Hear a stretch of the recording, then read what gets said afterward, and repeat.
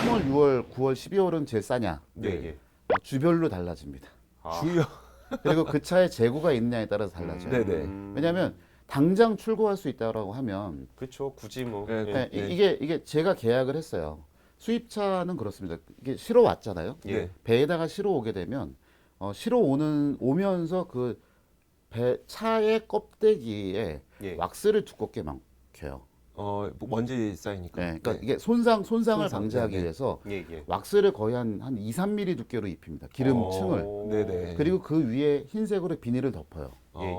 그래서 그 상태로 오는 거예요. 그리고 차의 전자장비나 그런 것들도 예. 운행만 되는 상태로 해요.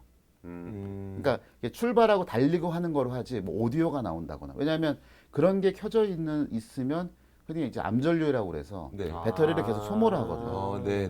근데 2달 동안 배에 실려서 오거든요. 예. 유럽에서 같은 경우면 그럼 2달 동안 걔가 그렇게 배터리를 쓴다 그러면 상태가 안 좋잖아요. 그렇죠. 예, 예. 네네. 그러니까 아주 기본적인 거 헤드라이트, 깜빡이, 차가 움직이는데 필요한 전기, 차 오. 배에다 싣고 내리는 정도 그렇죠. 필요한 예. 예, 예. 그거만 돼 있는 상태가 공장에서 나오는 출하 상태예요. 네네. 예. 그러니까 점검 다 한 다음에 배달을 가기 전에 국제 배송을 가기 전에 그렇게 싹 씌운 상태로 배에 실는 거죠. 아, 정말 이렇게 디테일한 얘기 어디 가서 못 들을 거야 정말. 근데 이제 그렇게 실었잖아요. 그러면 예. 그 차들이 와서 내려갖고선 그 상태대로 보관을 해요. 네. 예. 그러니까 거기는 이제 보세구역이죠. 예, 예. 네네네. 보세구역 안에 일단 보관해놨다가 제가 이제 계약을 하셨어요. 네네. 그러면 이제 영업사원이 입력을 할 거 아니에요. 예. 고객 계약하고 계약금 들어왔고 출고 요청을 합니다. 네. 그럼 출고 요청을 하면은 그게 임포터에서 취합을 했다가 그 프레 딜리버리 인스펙션이라고 PDI 센터가 있어요.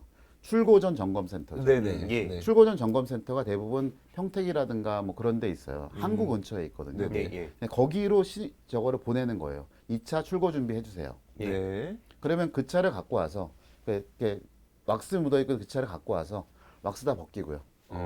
광택 내고 그다음에 표면 그러니까 광택 내기 전에 표면에 흠집이 있는지 없는지 기능 점검하고요. 네. 왜냐하면 어떻게 상했을지 모르니까. 그렇죠. 예, 예.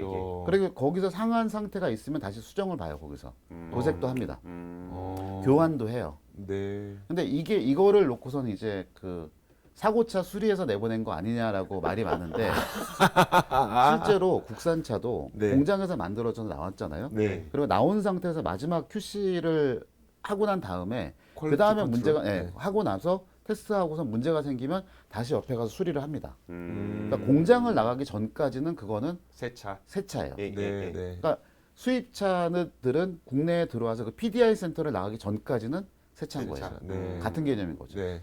그래서 그렇게 해서 나가는데 차 점검하고 광택 내고 그다음에 기능 다시 살리고 기능 점검해서 하는데 하루가 걸려요. 그대로.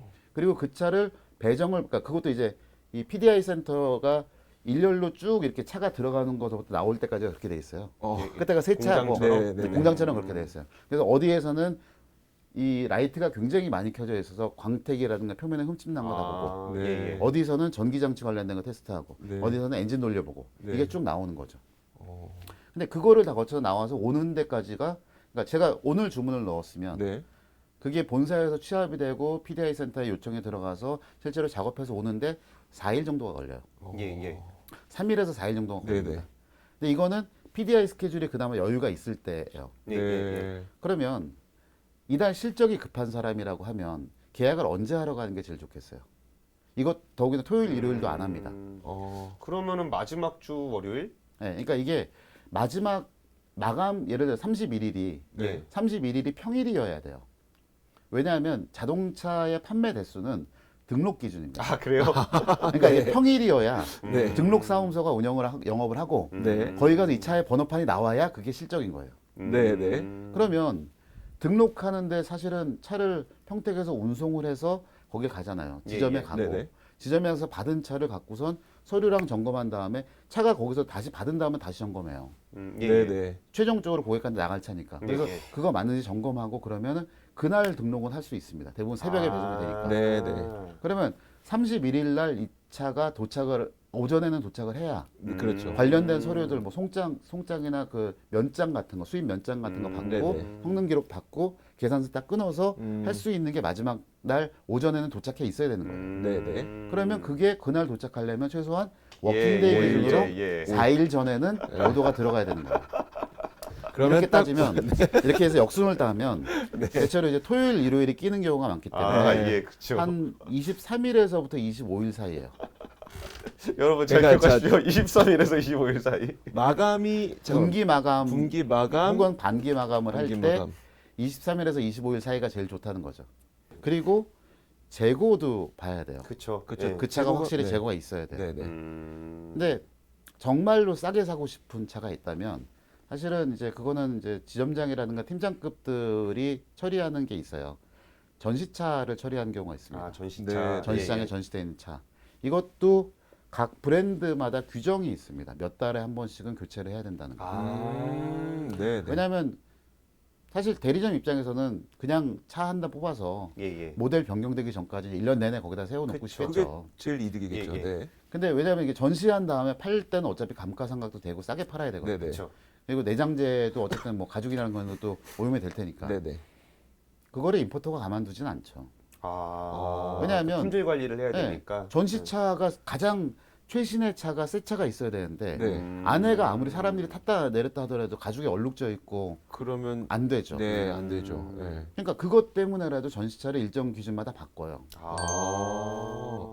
언제요? 그거 언제 바꿔요? 그거는 그때 차마다 다르죠. 아, 그렇겠네요. 그래서 네. 이게 그 지점에 그 전시장에 영업사원을 알게 되셨으면 만약 그 전시차가 자기가 원하는 사양에 관계 있는 차다 그러면 나 저거 살 때까지 기다릴래.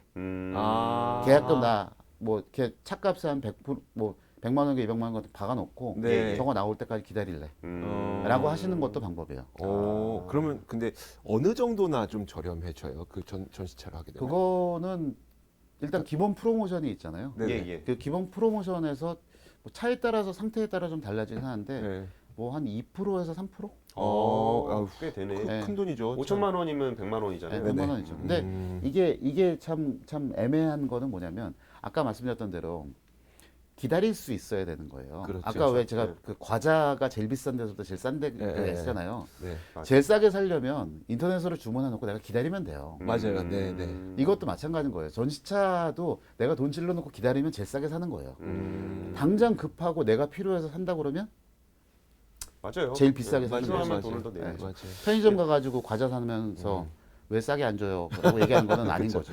우리 기승전 애국심으로 또 가야 될 거 아니겠어요? 해보죠. 네. 그러니까 해외 시장, 그러니까 수입차가 많이 판매되고 있다는 거는 아무래도 소비자들의 취향이 다양해진 게 분명히 있고 네. 그 정도 구매력이 좀 높아진 측면도 분명히 있어 보여요. 근데 이 한국 시장에서 수입차 점유율이 높아지는 것을 어떻게 보시는지하고 그러면 이제 국내 내수 시장의 다양성이 좀 생기는 건 당연히 필요한 절차라고 과정이라고 생각할 수도 있는데 그럼 국내 업체들도 좀 해외에서 좀 잘 팔려면은 좀 그쵸. 어떤 식의 좀 고민들을 좀 해야 될까 하는 얘기 좀 해주세요. 그러니까 저는 이제 우리나라만의 자동차 시장을 딱 놓고 보면 예. 국산차 사실은 순수한 국산차 회사는 현대기아밖에 그쵸. 그렇죠. 없는 상태잖아요. 네. 쌍용도 그렇고 뭐 네. GM도 그렇고 다 그런 어쨌든 외국 자본이 다 들어와 있는 상태니까. 예. 근데 이 5개 국산차라고 하는 5개 브랜드하고 나머지 수입차를 이렇게 따로 나눠놓고 보는 것 자체가 어떤 면에서 좀 불편한 게 좀 있어요. 저는.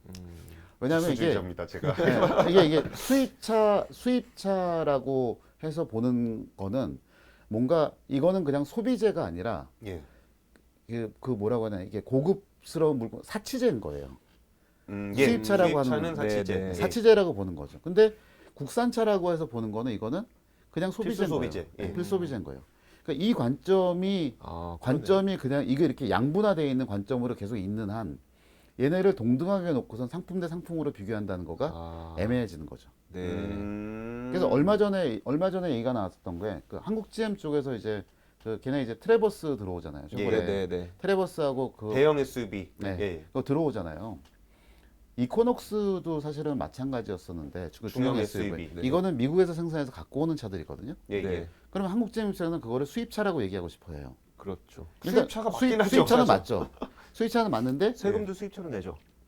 그렇죠. 또, 예, 네. 들어오는 거니까. 들어오니까 관세. 근데 어차피 저희 FTA 있으니까 네, 예, 네. 예, 예. 관세를 안 내고 들어오죠. 네. 그건 상관이 없는데 여하튼 들어와서 팔면서 자기네들은 수입차기 때문에 이 트래버스하고 경쟁 모델인 익스플로러하고 가격을 맞춰야서 팔 수 있어야 되는 거 아니냐라고 얘기를 해요. 파는 사람 이거 입장에서는. 얘기 들어봐야 이거 되게 네네네. 재밌어. 나도 네. 그 지은분들하고 한번 얘기했던 거야 이게. 그래서 이게 그렇게 묶어놓고 나서 팔아야 된다고 생각을 하는 건데, 네네. 근데 소비자 입장에서는 어때요? 쟤는 쉐보레인 거예요. 그렇죠. 네. 네. 그다음 한국 GM. 네, 한국 한국 GM 이거죠. GM이고 네. 쉐보레고 그리고 그동안에 트랙슨이 말리분이 그런 국산차를 국내에서 만들어서 팔던 회사인 거예요. 그렇죠. 네네. 그러면 소비자들이 생각하는 거는 펠리세이드 가격을 놓고선 비교할 그치. 거라고요. 그렇죠. 네네. 네. 그래서 제가 근데 그때 펠리세이드하고 익스플로러하고 한 1,000만 원 차이 나요? 1,000만 원 정도 차이 나요. 그러니까 이제 트레버스가 그 포드 익스플로러하고 비교를 하게 되면은 한 1,000만 원 정도 더 받을 수 있는데 네. 펠리세이드랑 경쟁을 하려 그러면은 1,000만 원을 깎아야 되는 거예요. 그렇죠, 그럼 네. GM은 지금 여기 상황에서 이왕이면 포드로 붙고 싶은 거지. 그렇죠. 네. 그렇죠. 근데 사람들은 현대로 붙이려 그러는 거고. 그러니까 이게 예를 들어서 뭐 펠리세이드가 4,000이고 예. 익스플로러가 5,000이다. 지금 실제로는 한 4,500, 5,500, 6,000 정도 돼요. 네. 5,500 정도 되는데 그러니까 1,000만 원 갭이 나잖아요. 네. 그러면 트래버스는 거기도 이게 양심이라는 게 있으니 예. 5,500을 다 받지는 못하더라도 네. 예. 4,900 정도를 받고 싶은 거예요. 네. 그쵸. 그래서 얘보다는 비싸고 얘보다는 싸다라고 해서 중간 포지션을 가고 싶어 하겠죠. 예, 네네. 예. 근데 누가 그렇게 생각해 주냐는 거예요. 국회에서는 안 해줘. 이코녹스도 그랬다니까요. 그렇죠. 이코녹스도 산타페하고 비교가 되니까 사이즈도 좀 작은 것 같은데 네. 왜 산타페보다 더 비싸? 그래서 작아요. 정말 처참하게 안 그게 팔렸어요. 저는 사람들의 인식을 심어주는 첫 번째 각인 작업 있잖아요. 제가 지금 무슨 말씀드리고 싶냐면 카마로는 분명히 쉐비의 마크를 달고 있어요. 네. 허나 카마로를 어느 누구도 한국 GM 차라고 한국 GM 차 아니고요. 한국 GM 차라고 인식하지도 않고. 네. 근데 걔는 되게 한국 GM 안 같아. 그쵸? 그게 범블비에서 시작된 거잖아요. 그러니까 네, 네. 이 카마로를 처음 본 게 누구였느냐. 그러니까 저는 만약에 트래버스가 어떤 식으로 본인들의 마케팅을 하는지는 모르겠으나 만약에 이것이 무슨 뭐 해외 영화라든지 아니면 헐리우드의 굉장히 유명 인사가 그 차를 타고 어디선가 나타났다든지 아무튼 이런 어떤 각인 작업이 있지 않는 한 진짜 펠리세이드랑 같이 갈 수밖에 없을 것 그러니까 같은 이게 지금 말씀하신 거는 이제 소비자들이 그 차를 얼마나 인식을 해주느냐, 그렇죠, 인지도의 그렇죠. 네네. 문제잖아요. 네. 근데 이제 저의 이제 상품을 기획했던 입장에서 보면 트래버스하고 펠리세이드하고 그래서 가격이 같다고 해도 네. 과연 트래버스가 상품성이 더 좋냐는 거예요. 근데 펠리세이드 괜찮아요, 차. 네, 좋죠. 그러니까 좋죠. 이게 사실은 가장 큰 딜레마인 거예요. 그러네. 소비자 입장에서는 사실은 일단 물건이 좋아야 돼요. 네, 그렇죠. 예. 물건이 좋아야 사는 거거든요. 근데 여지껏 한국 GM에서 내놨던 뭐 크루즈라든가 옛날에 나왔던 차들을 이렇게 쭉 보게 되면 예. 물건은 좋아요. 네. 근데 현대기아에는 경쟁 모델하고 비교해 보면 물건은 좋은데 가격이 비싸요. 네. 크루즈가 그래서 망했잖아요. 네. 그 군산공장 문 닫은 거에 크루즈 비싼 게 굉장히 영향을 많이 미쳤어요. 그래서 그게 얘가 가격이 비싼데 비싼 가격이라고 하면 예를 들어 뭐 2천만 원짜리 차인데 얘는 2,200만 원을 한다고 쳐요. 네. 10%가 더 비싸요. 네. 예. 그럼 10%가 비싼 거에 대해서 설득이 되면 돼요. 네. 그렇죠. 네. 네. 근데 영업사원들이 200만 원이 비싸다는 거에서 설득할 논리가 없어요. 아반떼보다 왜 비싸야 되냐 그러면은 네. 좋아요. 그러면 아반떼도 좋다 그러던데요. 네, 그러면서 설득하는 논리가 얘가 셋시가 굉장히 튼튼하고요. 맞아. 1.4 터보 엔진 올라가서 출력이 좋고요. 네네. 뭐 미션이 어떻게 되고요. 셋시 안전 기준이 어떻게 돼서 굉장히 좋은 차예요라고 얘기하는데 아니 그거 뭐 무슨 차이 크게 나나? 고객들이 납득을 해주면 팔릴 수가 있는데 예. 그게 납득이 안 되는 데다가 가격은 비싸니 네. 그냥 가격만 보고선 비교하는 사람들이 애당초 처음에 자기의 그 구매 리스트에서 빼버리는 거예요. 예산이 안 맞는다고 네네. 생각하니까. 억울할 것 같아. 그래서 이게 그렇죠. 지금 말씀하신 카마로는 근데 걔가 한 달에 12대 15대 팔리잖아요. 그렇죠. 네. 그 정도 팔 거면 그렇게 하면 돼요. 아. 수입차 이미지에 그냥 가면 돼요. 아. 트래버스도 익스플로러처럼 한 달에 400대 500대만 팔 거면 그러면 그렇게 가면 돼요. 근데 그 이미지는 쓰고 싶고 펠리세이드처럼 10,000대씩 팔고 싶은 거예요. 그 익스플로러가 한 4,500대밖에 안 팔리는구나. 그게 나름 그래도 수입 SUV 1위거든요. 그래요? 네, 근데도 그 정도. 많이 팔릴 때는 800대 900대까지 가게 했어요. 근데 네, 여하튼 비교해드리면 그랜저가 한 달에 10,000대 팔립니다. 자, 그래서 그러면 이제 네. 어떻게 봐야 되는 거예요? 그거를.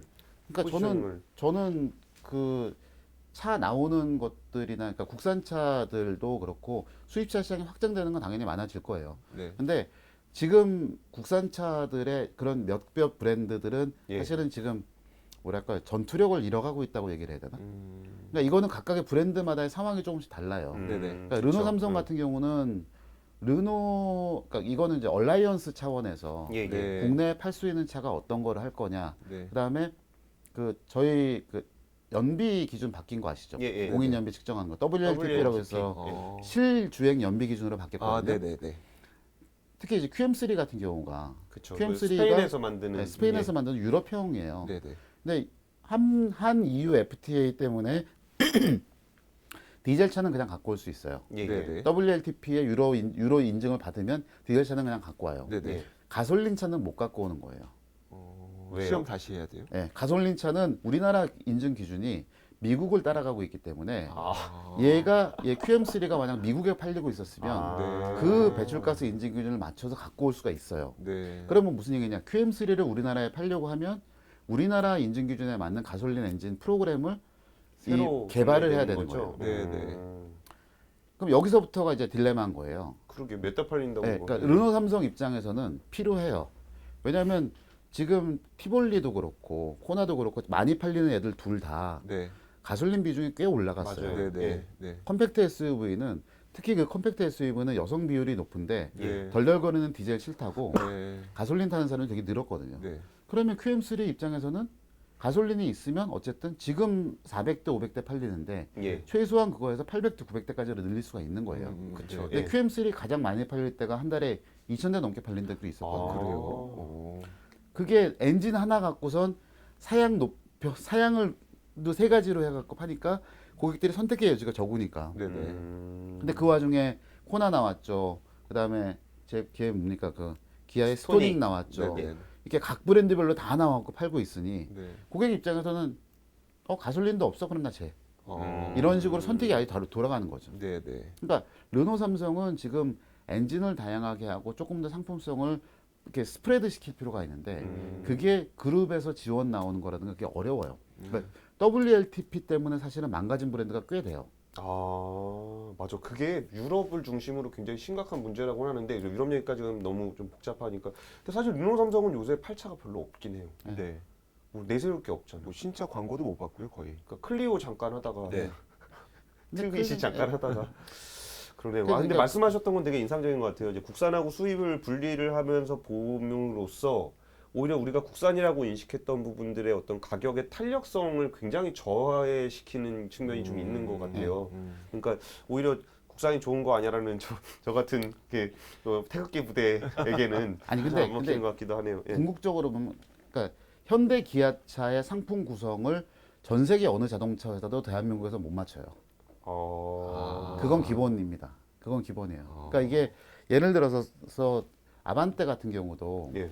아반떼도 사양이 되게 다양하잖아요. 네네. 예. 그러니까 1.6 엔진에 1.6 그 자연흡기 엔진에 들어간 스마트 스트림 엔진이 있고 예, 예. 네. 그다음에 디젤은 지금 있나요? 디젤이 아직 런칭 안 했죠. 예, 이번에 디젤 런칭 없고. 안 한 걸로. 예. 그리고 1.6 터보가 올라간 아반떼 스포츠가 있죠. 예. 네. 아반떼 스포츠를 놓고 보면 걔가 200마력이에요.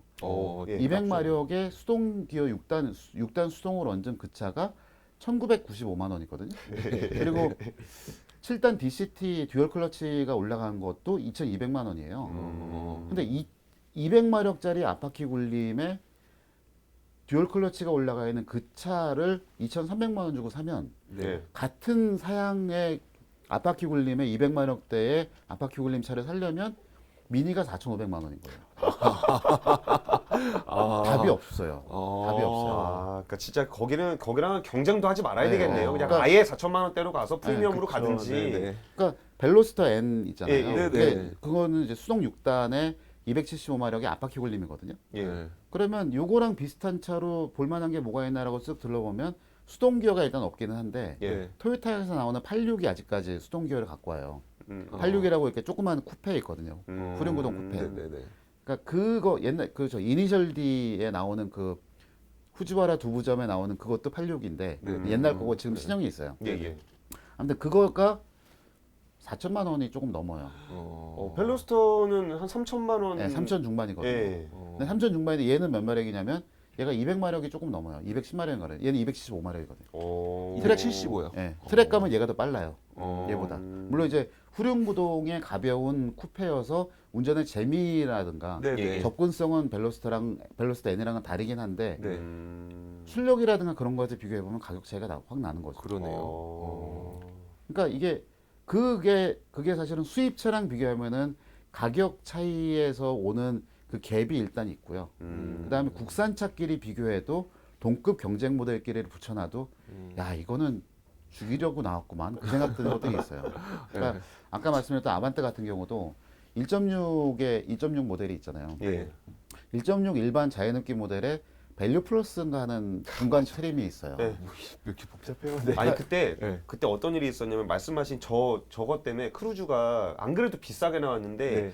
저걸로 딱 때리니까 크루즈가 완전히 맛이 갔고 아니 한국 GM 그러니까 군산 쪽 사람들은 정말 군산 공장 문 닫게 하려고 나왔다는 얘기를 했다니까요. 아, 그 정도였었어요? 네, 그러니까 이게 기본형이 있잖아요. 네. 기본형은 거의 이렇게 유인 모델이라 다름없어요. 네. 그러니까 엔트리 프라이스가 얼마부터 시작합니다. 몇 월 얼마부터라고 하는 예, 네. 가격을 상품차. 위해서 만드는 거예요. 네, 그죠, 그죠. 가격을 위해 만들었는데 그러고 나서 단계별로 이렇게 모델 상품 구성을 하면 이게 차값의 대체로 5%, 1% 아니 3% 정도를 갭을 둬요. 한 갭을 트림별로? 두고선 트림별로 예, 이제 올라가는 네, 네, 거예요. 네. 근데 올라가서 가장 중요하다고 생각하는 것들 중에 뭐가 있냐면 열선 시트라든가 네, 네. 예, 중요하죠. 네, 네. 열선 시트라든가 그러니까, 그다음에 네. 뭐 블루투스 오디오라든가 네, 예. 이런 것들. 그다음에 외관에 보면은 기본형하고이 아니라 고급형이랑 똑같은 LED 아, 주간 주행등이라든가 예, 예, 하는 네, 거, 네. 테일 램프라든가 예, 예. 이런 것들이 포함되는 거는 사실은 중상급부터 가요. 그렇죠. 왜냐하면 그 외관이 일단 최고급형하고 똑같아야 네. 그 차부터 사거든. 맞아요, 사람들이. 맞아요. 그렇죠. 네. 예. 그러니까 이게 헤드라이트가 어떤 놈은 HID로 돼서 하얗게 되는데 네. 노란색 일반 전구가 들어오면 그건 에이, 안 사게 돼요. 그러니까 이게 티나게 하면 안 되지. 그러니까 예. 그런 식으로 상품 구성을 해서 이렇게 쭉 올라가는데 네, 네. 밸류 플러스라는 놈은 뭐였냐면 여기에서 원래는 그렇게 구성하면 안 되는 네. 윗급에서 있어야 되는 것들을 딱 넣어갖고 어. 가격을 훅 낮춘 걸로 만든 거예요. 아. 그래서 얘에다가 무슨 그러니까- 옵션 두 가지만 더하면 어. 그러니까 이렇게 허세로 보여줘야 될 것들 예를 들어 네. 뭐 겉보기 좋아야 되는 것들. 예, 예. 그런 것들이 다 기본으로 딱 포함되어 있으면서 쓰기도 딱 좋은 수준. 다른 업체의 입장에서는 진짜 시장 교란 행위처럼 보였겠네요. 진짜. 근데 그런 거 그게 보면. 현대차는 와. 모든 모델마다 하나씩 있어요. 모든 세그먼트에. 진짜 치밀하게 하는구나. 그러니까 이게 치열한 거예요. 그러니까. 치열하고 치밀하고. 그래서 2018 2018년에 현대 기아차가 국내에서 120만 대 넘게 팔았거든요. 네. 예, 예. 근데 국산차 판매 대수가 154만 대가 그랬어요. 점유율이 엄청 높았어요. 네. 80%가 넘어갔어요. 그러니까요. 네. 그래서 그거 보고선 야 물론 현대 기아차가 상품 기획을 잘하고 정말 국내에서 탑을 먹으려고 뭐 그때도 뭐 잠깐 얘기 나왔었습니다. 펠리세이드 가격이라든가 예, 예. 산타페 가격이라든가 이번 소나타라든가 이런 것들 가격 훅훅 억제해갖고 내놓고 네. 그렇게 해서 상품 기획도 잘해서 내놓은 것도 있지만 그래서 잘 팔린 건데 개인적으로는 좀 안타깝죠. 그러니까 말씀하셨던 그런 다양성이라는 게 예, 예. 수입차랑 비교해서는 경쟁이 안 되는 상황이니 예, 예. 국산차 회사들끼리 조금이라도 다양성을 갖고 경쟁력을 갖고 싸워가면서 소비자 입장에서는 선택의 폭이 좀 넓었으면 좋겠는데 네. 현대 기아차 싫어라고 얘기를 하는 사람도 결국은 내가 새 차를 바꿔야 되는 상황이 되면은 현대 기아차를 살 수밖에 없는 거예요. 계산하면 안 돼. 계산하면 현대기아차 사요. 아. 좋은 거 따져갖고 이거 옵션 들어가면 어떻게 되고 빠지면 어떻게 되고 이거 차랑 비교해보고 그걸 맞출 이러면은 수가 없구나, 기승전 그랜저. 네. 그러니까 만대 팔리는 게 괜히 그런 게 아니라니까. SUV 타고 싶다고 해서 전 세계에 있는 우리나라 나와 있는 데서 다 했고 네네. 액수별로 다 계산해보면 결국은 자, 오늘 그 이동희 자동차 전문 칼럼니스트와 함께 이야기를 나눠봤는데 저희가 진짜 권 기자 얘기했던 대로 댓글 반응 봐서 그리고 유튜브 댓글도 저희가 보도록 하겠습니다. 유튜브 댓글도 보고 다음에 다시 모실지 안 모실지 한번 결정을 해서 되게 두근두근한데요. 자, 지금까지 발칙한 경제였습니다. 고맙습니다. 감사합니다.